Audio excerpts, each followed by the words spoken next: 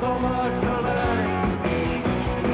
Don't go where the road don't go. Don't go where the road don't go. Don't go where the road don't go. And you'll never outrun the gun. Well, I say, don't come easy. Well, I sure know how it feels. Don't go where the road don't go. Don't go where the road don't go.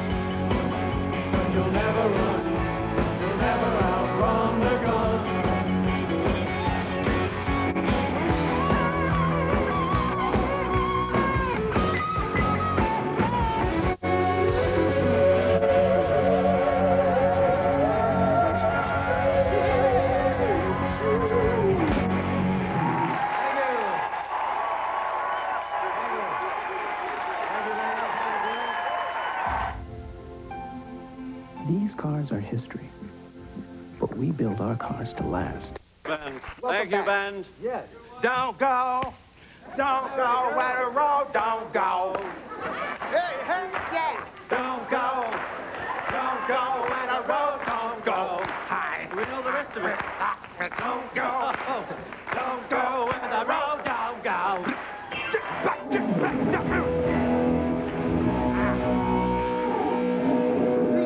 I like songs where like you can hear them on your radio in your car and immediately sing them. Those are the songs you go buy. Sure. You know, Well, this one's real easy. I mean, but that's what sells, man. You know, and the album, I listened to it, and it has, would this be fair to say, a Beatles-esque kind of feel to it? Some of the tracks, yeah. Some of the tracks do. Mainly because I was one of them.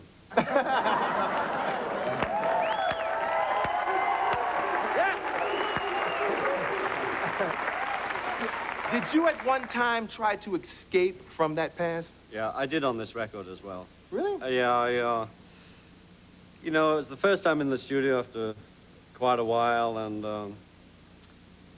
I don't know, I was just starting to back away from it, you know. Some of the tracks were sounding very, very Beatley.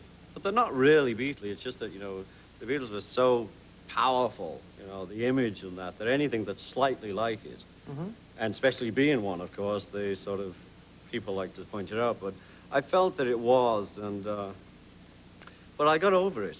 I got over it because I liked that sound, I liked what we were doing, and I was having fun, so, you know, but for a moment I was hesitant. Yeah. And he who hesitates is lost. Yeah. We woke somebody up. You spoke of putting the psyche of the Western world on vinyl as the reason the Beatles were successful. Did I say that? I think you did, or somebody lied on you. Well, it's got to be at least 5 years ago when I said that. Now, The last 4 years I haven't been saying things like that. well, but I? Well, I think it was Rolling Stone. yeah, it sounds good. Does it sound good? Yeah. Well, then I said it.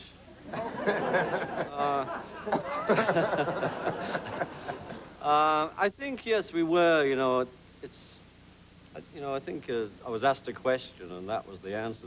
We did, we were out there doing it for the psyche of that time needed we were given, you know, what we were given to them through the record and through our personality and through the show, because it was, so the first major British band, and in England, we were like the first group that didn't go into the army.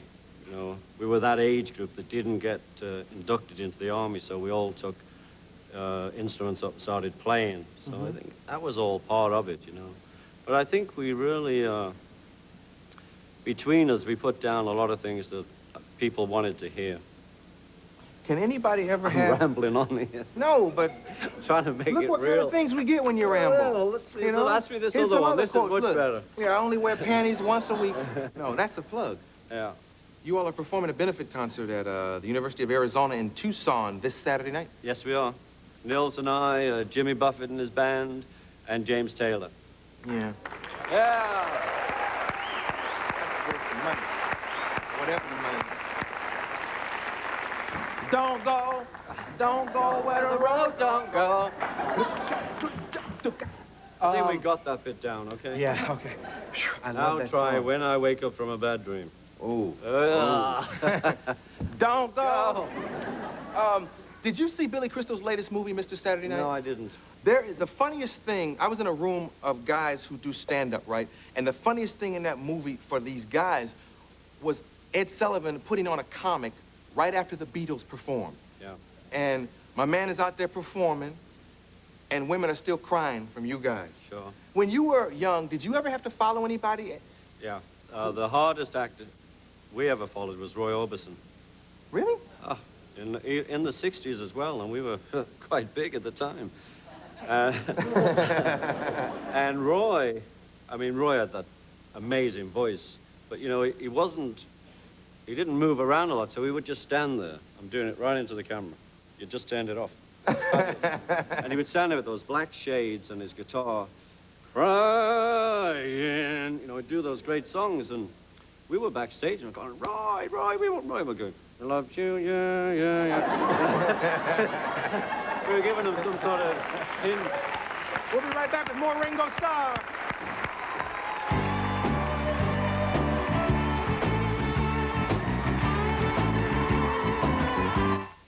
The unstable.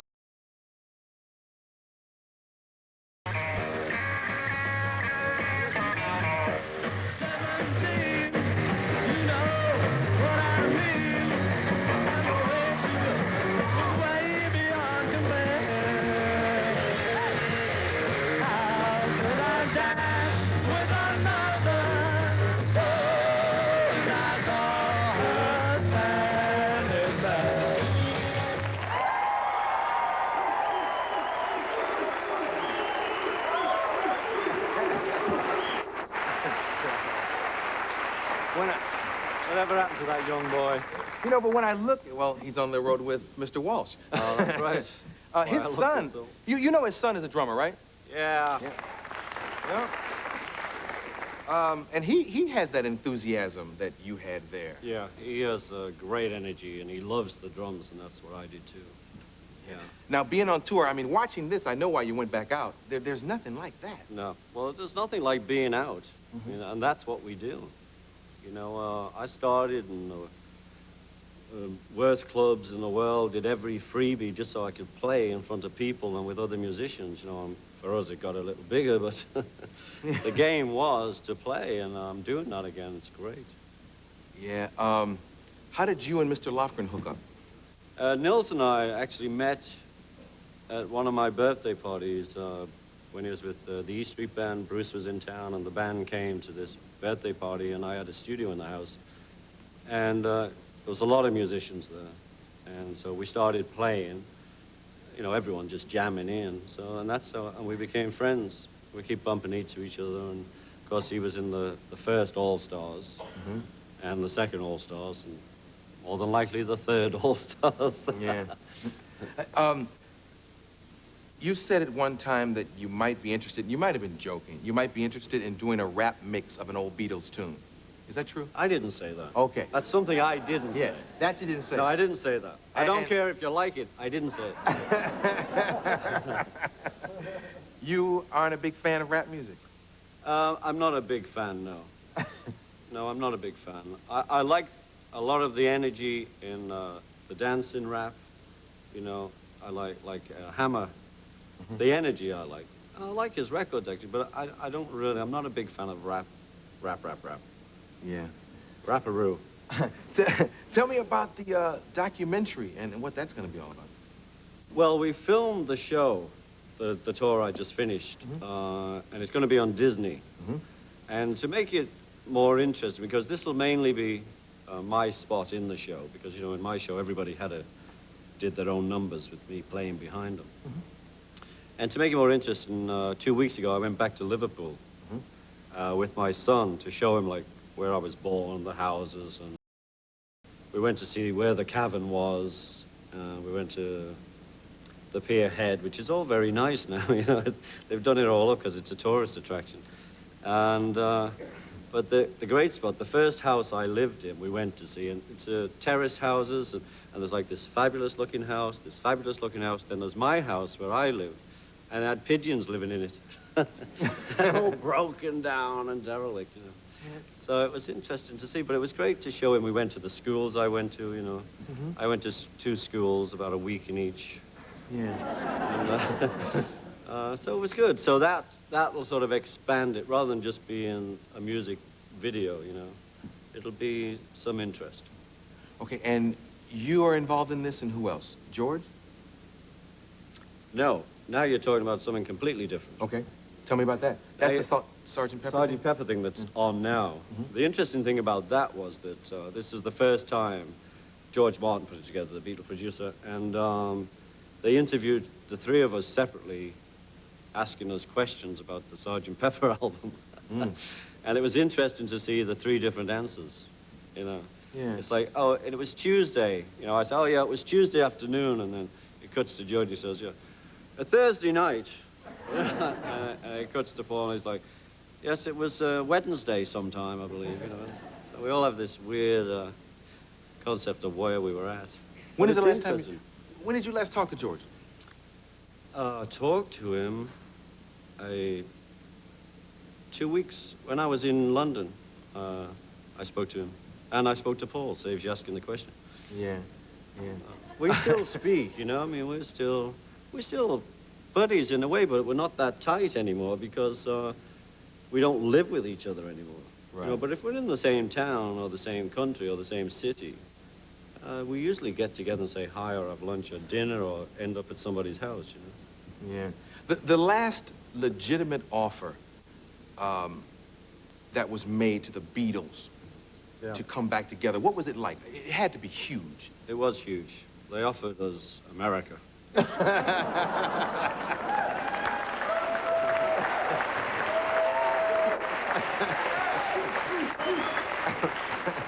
And we said no. We don't want it. You can have it. It was huge, but we said no. We stopped when we stopped, and that was it. And now, of course, it'll never get back together because John's not with us. Yeah. Now, that's enough Beatle questions. Okay. On to the next round. Okay, what else would you like to talk about? I'll let you choose I'd your like next to talk question. about your tie. What's wrong with this tie, I man? love that tie. You can have it. I'd like a tie like that. You're a Beatle. You can have it. You Oh, can kind of no. like take a tie if you want Thank you. one. I like your jacket. Well, too bad. Ringo Starr!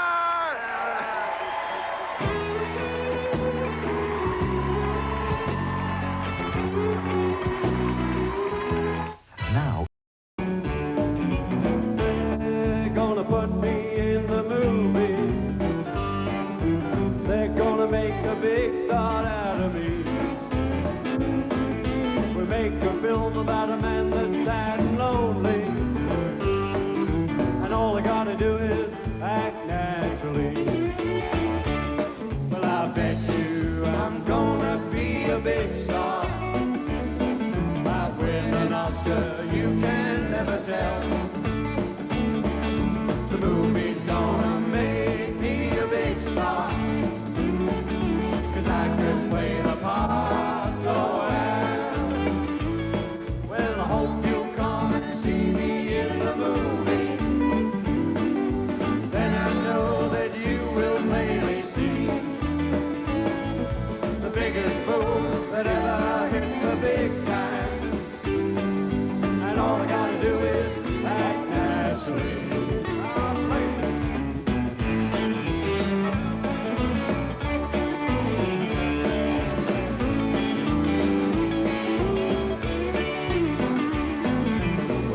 film about a man that's sad and lonely, begging down upon his bended knee.